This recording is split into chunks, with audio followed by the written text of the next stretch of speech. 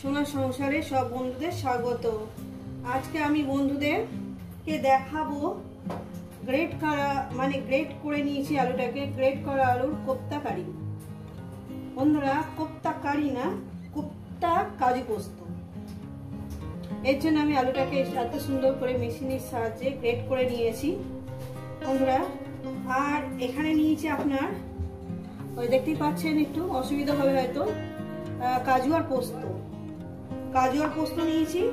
এখানে নিয়েছি কুচো করা টমেটো, আর এখানে নিয়েছি আপনার একটু উপরে দেখাই ধনে পাতা, কাঁচা লঙ্কা কুচি, ধনে পাতার ডাঁটাটা, শক্ত যে ডাঁটাটা সেটা আমি আলাদা করে রেখেছি, আদা, পেঁয়াজ কুচি এই আবার লেগেছে। রেসিপিটি শুরু করার আগে বলবো লাইক করবেন, শেয়ার করবেন, নতুন নতুন রেসিপি দেখতে গেলে চ্যানেলটাকে সাবস্ক্রাইব করে নেবেন। ঠিক যেভাবে খাই ঠিক সেইভাবে আপনাদের দেখাচ্ছি। চলুন শুরু করা যাক। তো বন্ধুরা, প্রথমেই আলুগুলো আমি একটা গামলি বাটির মধ্যে নিয়ে নিয়েছি। দিয়ে দেবো এখানে পেঁয়াজ কুচোটা দিয়ে এই আলু আর পেঁয়াজটাকে একটু নরম করার জন্য আমি এখানে দিয়ে দেবো একটু লবণ, যাতে এগুলো সব নরম হয়ে যায়। পরিমাণ মতো লবণটা আমি দিয়ে দিলাম, ঠিক আছে? আর যদি লাগে পরে দেব।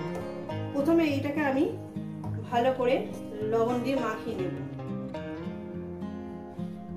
আর একটু লবণ দিয়ে দিলাম বন্ধুরা। এটাকে একটু মেখে মিনিমাম 5-6 মিনিট আমি এটাকে রেখে দেবো, কি 7 মিনিট এটাকে মেখে রেখে দেবো। দিয়ে দেবো এখানে কাঁচা লঙ্কাটা দিয়ে দেবো এখানে, কারণ কাঁচা লঙ্কাটা একটু তার ফ্লেভারটা ছড়াবে সব জায়গায়। দিয়ে দিলাম কাঁচা লঙ্কাটা দিয়ে মিনিমাম এইটা 5-7 মিনিট রাখলেই হবে। তো বন্ধুরা, ফিরছি প্রায় 7 থেকে 8 মিনিট পর। এরপরে দিয়ে দেবো এখানে এই জলগুলো আমি ফেলে দিয়েছি, যে জলটা আমার বেরিয়েছে সেই জলটা আমি ফেলে দিয়েছি। এরপর দিয়ে দেবো একটু হলুদের গুঁড়ো, দিয়ে দেবো একটু কালো জিরে। দেখুন বন্ধুরা, কালো জিরে দিয়ে দিলাম। দিয়ে দেবো এখানে ধনে পাতা, একটু আদা গ্রেট করে দেবো, আদা ওই 1/2 চামচের মতন আমি একটু গ্রেট করে দিয়ে দিচ্ছি, ঠিক আছে? এরপর দিয়ে দেবো এখানে বেসন, 3-4 চামচ বেসন দিলাম। এটা আমি ভালো করে মেখে নিচ্ছি, যদি লাগে তো আমি পরে দেবো। দিয়ে দেবো একটু বেসন,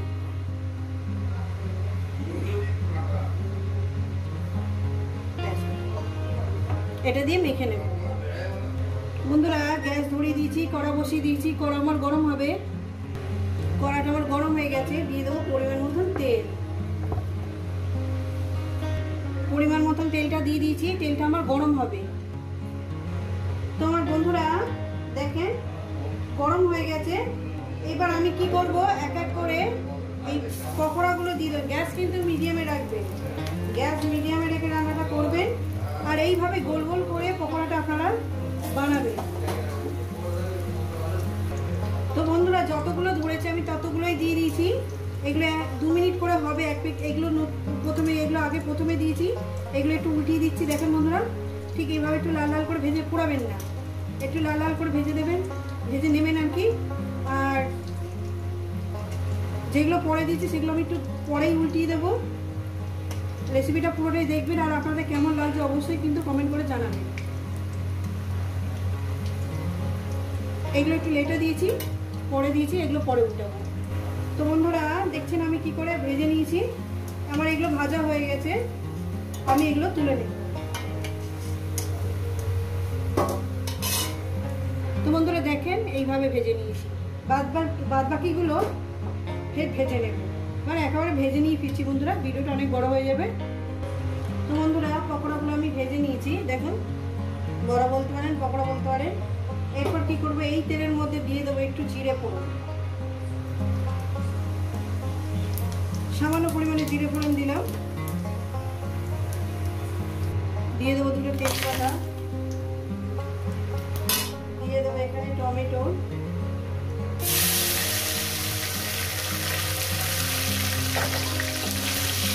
টমেটোটাকে দিয়ে আমি মিনিমাম 1 থেকে 1.5 মিনিট একটু ভেজে নেবো। আর দিয়ে দেবো এখানে লবণ, দিয়ে একটু ভেজে নেবো, 1 থেকে 1.5 মিনিট ভেজে নেবো। এরপর দিয়ে দেবো কাজু আর পোস্ত বাটাটা, পোস্ত বাটি ধোয়া জলটা দিয়ে দেবো,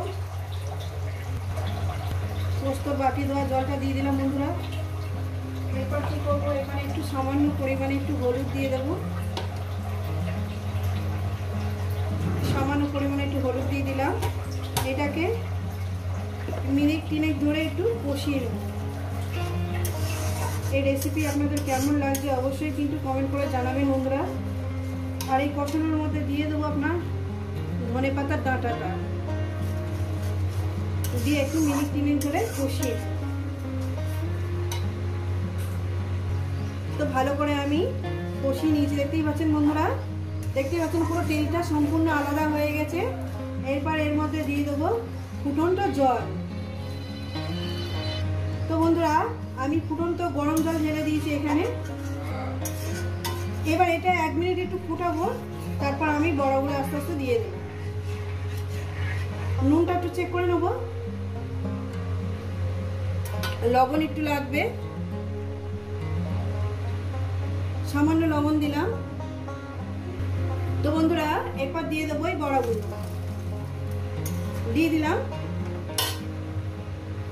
দিয়ে একটু সামান্য পরিমাণে একটু চিনি দিয়ে দেবো, সামান্য পরিমাণে একটু ফ্লেভারটা হওয়ার জন্য, ব্যালেন্সটা করার জন্য সামান্য পরিমাণে কয়েক দানা চিনি, যেহেতু আমি চিনি বেশি খাই না।